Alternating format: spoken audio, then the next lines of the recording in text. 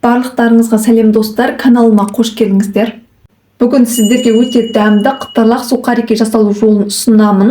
Оңай жасалады, жылдам дайындалады. Сұйық тағамдармен, салатпен ұсынсаңыздар болады. Видеоны соңына дейін қарап, каналыма тіркеліп, лайк басуды ұмытпаңыздар. Ең алдымен нанды турап аламыз.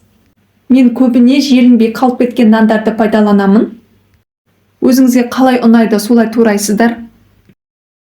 Енді кесіп дайындап алған нандарды целлофанға саламыз. Қаласаңыз ыдыс пайдалансаңыз да болады.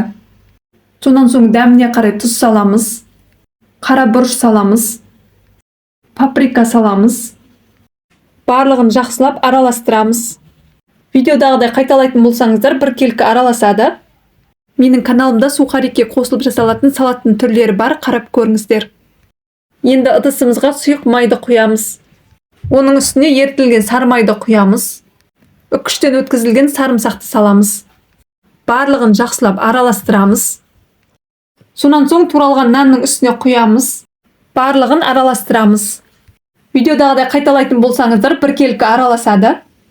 Менің каналыма тіркелмеген болсаңыздар тіркеліп қойыңыздар. Алда бұйырса көптеген тағамдардың жасалу жолдарын салатын боламын. Сонан соң дайын болған нанды формаға саламыз.